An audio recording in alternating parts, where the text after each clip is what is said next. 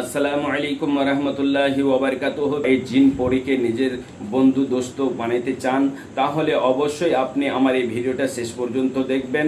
আর গ্যারান্টির সহিতে আপনার সঙ্গে কথা বলে যদি জিন পরী না হাজির হয়, আপনাকে মোবাইল নাম্বার আমি দিয়ে দিয়েছি। এই মোবাইল নাম্বারে আপনি যোগাযোগ করে আমার সঙ্গে কথা বলবেন, ইনশাআল্লাহুল আজিজ জিন পরী আপনার কাছে হাজির হবেই বা হবে। যদি আপনি আগ্রহী হয়ে থাকেন আমার চ্যানেলটি সাবস্ক্রাইব করে পাশে থাকবেন। Oh, the guiding light shining right above us.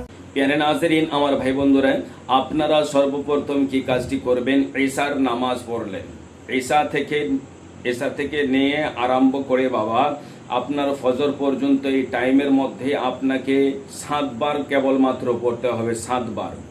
7 বার পড়তে হবে। এই আমলটি 7 দিন করতে হবে। যদি জিন পরে হাজির না হয়, মোবাইল নাম্বার থাকলেও আপনি যোগাযোগ আপনি আমার সঙ্গে করবেন। আপনাকে বলি ভাই, আপনি যখন আমার এই ভিডিওটা ক্লিক করেছেন, আপনি যখন আমার এই ভিডিওটা দেখতে চেয়েছেন, আপনি শেষ পর্যন্ত ভিডিওটা দেখবেন। আপনাকে বলি যে সর্বপ্রথম ঈশার নামাজ পড়লেন। ঈশার নামাজ পড়ে সর্বশরীরে আপনি আতর লাগিয়ে দিলেন। আতর লাগিয়ে দেওয়ার পর আগরবাতি সেই ঘরের মধ্যে জ্বলিয়ে দেবেন। যতদূর পর্যন্ত সে আগরবাতির সেন্ট যাবে, আপনার জিন এসে আপনার কাছে হাজির হবে। যদি হাজির না হয়, মোবাইল নাম্বারে যোগাযোগ করবেন। তাহলে সেন্ট আপনি জ্বলিয়ে দেওয়ার পর আপনাকে তো ভয় লাগবে, ভয় লাগার কারণ আছে বাবা। এটা একদম পাওয়ারফুল শক্তিবান আপনার এই আমলটি। যদি আপনাকে ভয় লাগে তাহলে আপনার শরীরটা হেসার করে নিতে হবে। হেসার কী রূপভাবে করবেন, আপনাকে পড়তে হবে 11 বার দরুদ শরীফ পড়বেন, কুলিয়া আইয়ুহাল কাফিরুন একবার, আর সূরা ইখলাস পড়বেন 3 বার, সূরা ফালাক পড়বেন একবার, সূরা নাস পড়বেন একবার, আয়াতুল কুরসি পড়বেন একবার। শেষের বেলা 11 বার দরুদ শরীফ পড়ে সর্বশরীরের মধ্যে ফু মেরে দেবেন। ফু মেরে দেওয়ার পর একটা চাকু নেবেন হাতে।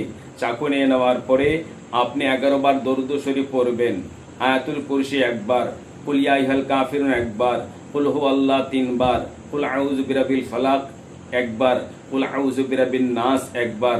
11 বার দরুদ শরীফ পড়ে চাকুতে ফু মেরে দেবেন। ফু মেরে দেওয়ার পর আপনি যেই জায়গাতে বসে আছেন, চতুর্থ দিকে আপনাকে দাগ দিতে হবে। আপনাকে সার্কেল বানাইতে হবে। আপনাকে চতুর্থ দিকে দাগ দেবেন। যে জায়গা থেকে চাকুটা আরম্ভ করলেন, কোথাও যেন আপনার দাগটা কেটে না যায়, আপনি চতুর্থ দিক দিয়ে ঘিরে দিচ্ছেন। চতুর্থ দিকে ঘিরে যেই জায়গা থেকে আপনি চাকুটা শুরু করলেন, সেই জায়গাতে এসে নিয়ে গিয়ে আপনি ঘেরে দেবেন। ঘেরে দেওয়ার পর আপনাকে যেটা পড়তে হবে, আপনাকে আমি স্ক্রিনের মধ্যে দেখাচ্ছি, আপনাকে আমি পড়েও শোনাচ্ছি। 11 বার দরুদ শরীফ পড়বেন সাল্লাল্লাহু আলাইহি ওয়াসাল্লাম। 11 বার দরুদ শরীফ পড়ার পরে আপনাকে স্ক্রিনের মধ্যে দেখুন, এই স্ক্রিনের মধ্যে এগুলো আপনাকে পড়তে হবে। আমি আপনাকে পড়ে শোনাচ্ছি, আপনি মনোযোগ দিয়ে শুনুন। ওয়াইলুন ওয়ালিকুল্লি ফাকিন আলিমি ইসমা আয়াতাল্লাহি তুতলা আলাইহি লাহুম মাশিরান কানা ইলমুন মিন আয়াতিনা শাইআন হাজাওয়ান লাহুম ইয়াসমাউহা ফাওয়াসিরুহু বাহুর লালিম ওয়া ইলাইহুম লাহুম আযাবুম মুহিন মান ওয়ারা লাহুম জাহান্নাম ওয়া লা ইউনসা আনহুম মা ইয়াসু শাইআ ওয়ালা সাদ নাখুজ ওয়া মিন দুনি ইলাইহি আউলিয়াই ওয়ালা হুম আযাবুন আযীম।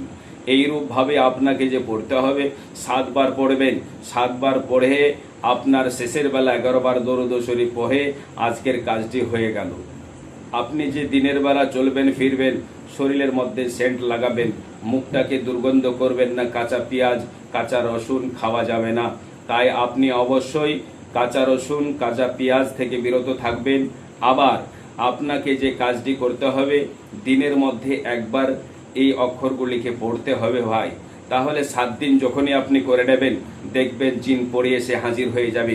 আশা করি 1 থেকে 2 দিনের মধ্যে হাজির হবেই বা হবে। যদি না হয়, স্ক্রিনের মধ্যে আমার মোবাইল নাম্বার দেওয়া থাকলো, আপনি অবশ্যই কল করে আমার সঙ্গে কথা বলবেন।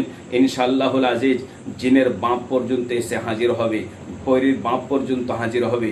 আল্লাহ যেন আমাদেরকে জিন পরীকে হাজির করার শক্তি আমাদেরকে দেন।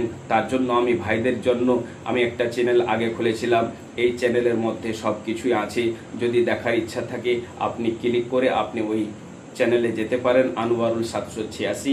এই চ্যানেলটা আমার আগেকার খোলানো, সেই চ্যানেলের মধ্যে আপনি গিয়ে দেখতে পারেন, আমার ভিডিওগুলো ছাড়ানো আছে।